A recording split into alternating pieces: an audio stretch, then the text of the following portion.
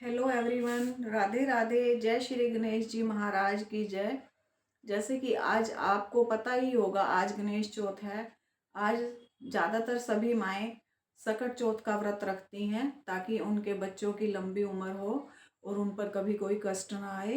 तो उसके लिए आज के दिन माएँ व्रत रख कर तिलकुट बनाकर व्रत रखती हैं और तारे को देखकर, कोई कोई चांद को देखकर भी अपना व्रत खोलती हैं। तो उसके उपलक्ष्य में मैं आपको गणेश जी की कथा सुनाती हूँ, तो सुनिएगा वो कथा। बहुत समय पहले की बात है। एक गांव में एक बुढ़िया और एक उसका बेटा रहता था। वो दोनों बहुत ज़्यादा गरीब थे। उसका बेटा गांव वालों के पशु ले जाकर जंगल में चराने लेकर जाया करता था और उसकी एवज में गांव वाले उसे जो पैसा देते थे, उस पैसे से दोनों माँ बेटा अपना गुजारा कर रहे थे, अपना पालन पोषण कर रहे थे। तो ऐसे ही दिन बीत रहे थे। एक दिन उसका बेटा जंगल में पशुओं को चराने के लिए लेकर जा रहा था। तो उसकी चाची और ताइयों ने उसे सिखा दिया। उसे कहने लगी कि तुम तो जंगल में जाकर पशुओं को चराने लेकर जाते हो और तुम्हारी माँ तो पीछे से पकवान बना बना कर खाती है।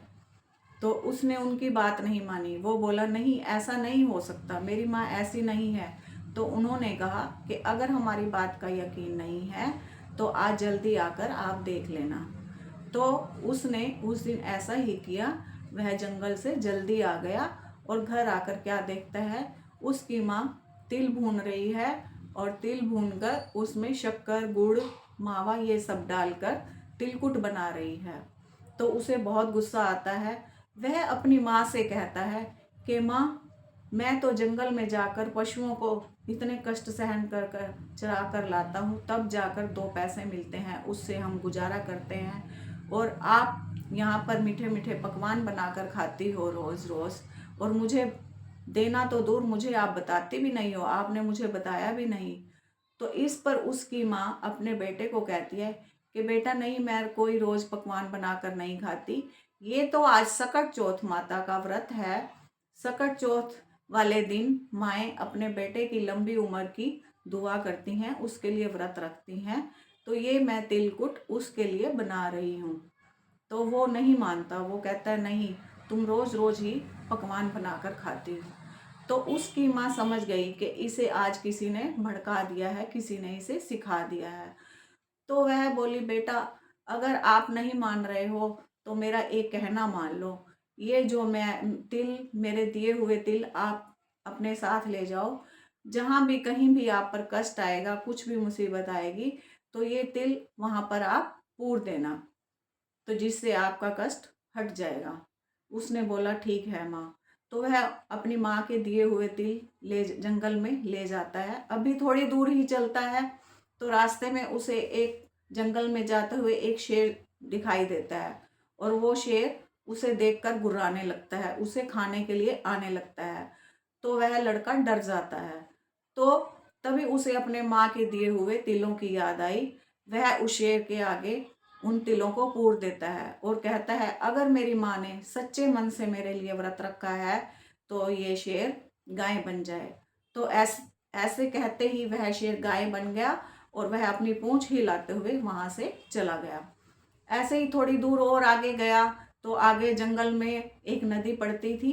वह नदी बहुत ज्यादा जोर से उफान मार रही थी। तो उस नदी को देखकर भी वह बेटा डर गया। वह बोला कि मैं यहाँ इस नदी को कैसे पार करूँगा। अगर मैं यहीं रुकता हूँ तो मुझे यहाँ जंगल के जीव जंतु मुझे खा जाएंगे। तो उसने फिर क्या किया, उसी नदी में माँ के दिए हुए तिलों को डाल दिया और बोला, अगर मेरी माँ ने सच्चे मन से मेरे लिए व्रत रखा है तो ये नदी शांत हो जाए और मेरे लिए रास्ता बन जाए। तो उसके तिल डालते ही नदी शांत हो गई और उसके लिए रास्ता बन गया। वह उस रास्ते से चलता चलता चलता चलता एक ऐसे नगर में पहुंच गया जहां पर उसने देखा कि एक औरत पूड़े बना रही है। वह रो भी रही है, उसकी आंखों से टपर टपर आंसू आ रहे हैं। तो वह उस बुढ़िया माई से पूछता है कि आप रो क्यों रही हो। आप पूड़े भी बना रही हो, पूड़े बनाते हुए देखकर लगता है कि आप खुश हो, और आंखों से आंसू निकलते हुए देखकर लग रहा है कि तुम्हें कोई बहुत बड़ा दुख है। तो वो बोली, नहीं बेटा कुछ नहीं। फिर वो जोर देकर कहता है, नहीं आप मुझे बताओ। तो वो बताती है, बेटा मैं ये पूड़े तो इसलिए बना रही हूँ क्योंकि आज मेरे बेटे की बलि है, और उसको राजा यहाँ की रीत है, यहाँ का राजा क्या करता है, साल में एक बार यहाँ के एक इंसान की बलि जरूर लेता है, और उसकी बलि में आज मेरे बेटे की बारी है बलि देने की। तो मैं रो इसीलिए रही हूँ, और पूड़े इसलिए बना रही हूँ ताकि आज उसका आखिरी दिन है, वो पेट भरकर पूड़े खा सके। तो वह बोला, माँ अगर आप मुझे पेट भरकर ये पूड़े खाने दे दो तो आपके बेटे के बदले मैं बलि दे दूंगा।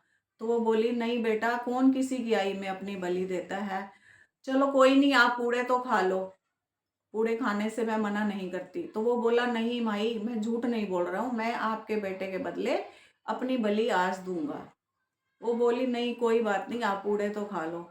वो उसको खूब पूड़े खिलाती है, वो खूब पूड़े खा लेता है, और जब उसकी आत्मा तृप्त हो जाती है तो उसने खूब पूड़े खाए होते हैं, तो उसको नींद आने लगती है। तो वह उसको कहता है कि माई मुझे ना नींद आ रही है, जब राजा के सैनिक आएंगे तो तुम मुझे उठा देना। वो बोली, ठीक है बेटा। तो उसको इतनी नींद लगती है कि उसकी आंख ही नहीं खुलती, और राजा के सैनिक उसके बेटे को लेने आ जाते हैं। तो वो प्राइज बच्चे को कैसे उठाए, तो वो कभी ओखली मुसल का शोर करती है, कभी कुंडी सोटे का शोर करती है। तो उसके शोर से वह लड़का उठ जाता है, और जब देखता है सैनिक आए हुए हैं तो बोला, चलो मुझे ले चलो। तो सैनिक उस लड़के को ले जाते हैं, और राजा के सैनिक वहां पर आव जला हुआ था, उस आव में उसको बिठा देते हैं। तो फिर उसे याद आता है कि अपनी माँ के दिए हुए तिल याद आते हैं, तो वह उस आव के चारों ओर वो तिल पूर देता है, और उस आव में भगवान का नाम लेकर बैठ जाता है, गणेश जी का नाम लेकर बैठ जाता है, और कहता है, अगर मेरी माँ ने सच्चे मन से मेरे लिए व्रत रखा है तो मैं इस आव से बचकर निकल जाऊं। तो उस आव को बंद कर कर सैनिक चले जाते हैं। तो वहां पर एक दो दिन में ही वहां पर पास में ही बच्चे बॉल से खेल रहे थे, तो बच्चों की खेलते खेलते एक बच्चे की गेंद उस आव से टकरा गई। जब वो उस आव से टकराई तो उसमें से टन की आवाज बजी। तो बच्चे डर गए, बच्चों ने कहा कि यहाँ तो टन की आवाज आ रही है, कुछ है इसमें। तो राजा के सैनिक वो देखने के लिए आते हैं, आव को खोलते हैं तो देखते हैं उसमें से तो जो घड़े लगाए हुए थे पकने के लिए, कहाँ तो वो आवा 6 महीने में पकता था और वो 3 दिन में ही पक गया। तो उस उनको घड़ों को वहां से हटाते हैं, तो देखते हैं उसमें से वो लड़का निकलता है, राम राम का नाम लेते हुए निकलता है। तो सभी डर जाते हैं, सभी कहते हैं कि इसमें से ऐसा कैसे हो सकता है, इसमें से तो कोई जिंदा बच ही नहीं सकता इतनी भयंकर आग में। तो आप भूत हो कोई प्रेत हो? तो वो लड़का कहता है, ना मैं भूत हूँ ना मैं प्रेत हूँ, मैंने तो, मेरी माँ मेरे लिए सत्य के वचन व्रत रखती थी, इसलिए मैंने वो तिल इसके चारों ओर पूर दिए थे, इस उसकी कृपा से ही मैं बच पाया हूँ। तो राजा तक ये बात जाती है, सैनिक राजा के पास उस लड़के को लेकर जाते हैं, वो सारी बात बताते हैं। तो राजा बड़ा खुश होता है, कहते हैं अच्छा ये तो बड़ा संस्कारी बच्चा है। तो वो अपनी लड़की की शादी उस लड़के से कर देते हैं। तो वह हंसी खुशी उस राजा के घर में रहने लगते हैं। एक दिन राजा की लड़की छत के ऊपर खड़ी हुई थी, तो उसको देखकर वह लड़का भी छत पर ही चला जाता है, और उस अपनी होने मतलब बीबी को बोलता है, जो राजा की बेटी थी, कि मेरे देश से तो बहुत भयंकर बदली आ रही है, बड़ी काली घटाएं आ रही हैं। तो इस पर वो बोलती है कि आपका भी आपके भी हैं, आपके भी कोई है, आपका भी देश है? वो कहता है, हाँ मेरा सब कुछ है, मेरा देश भी है, मेरी माँ भी है। तो वो कहती है, तो चलो ना, हम यहाँ क्या कर रहे हैं, चलो हम अपने देश चलते हैं। तो वो कहता है, चलो अपने मतलब पापा से परमिशन ले लो। तो वो अपने पापा को कहती है कि मैं अपने पति के साथ अपने ससुराल में जाना चाहती हूँ। यह बात सुनकर राजा खुश हो जाता है कहते चलो जाओ, इससे अच्छी बात क्या हो जाती है, लड़की तो अपने ससुराल में ही अच्छी लगती है। तो राजा उसे बहुत सारा धन दौलत देकर विदा कर देता है। तो जब वह लड़का और वो लड़की दोनों उस नगर में जाते हैं जहां उनकी बूढ़ी माई रहती थी, तो वह दूत के हाथ वहां अपनी माँ को संदेशा भिजवा देता है कि मेरी माँ से कहूँ कि उनका बेटा अपनी बहू को साथ में लेकर आया है।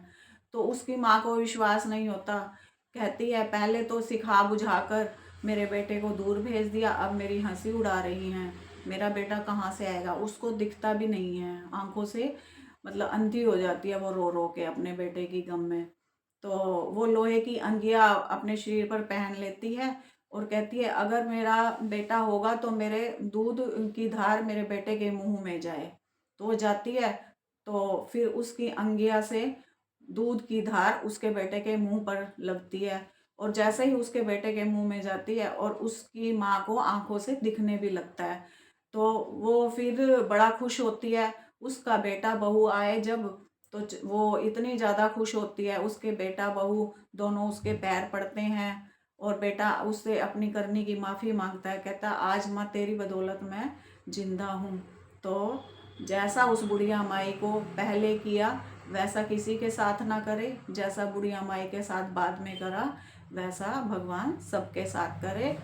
तो बोलो सकट चौथ माता की जय, गणेश जी महाराज की जय, हुंकारे भरने वाले की भी जय। तो ऐसे कर कर सभी जो माताएं सकट चौथ का व्रत रखती हैं उनके बच्चों की उम्र लंबी होती है, उन पर कभी कोई कष्ट नहीं आता। बोल गणेश महाराज की जय हो। राधे राधे।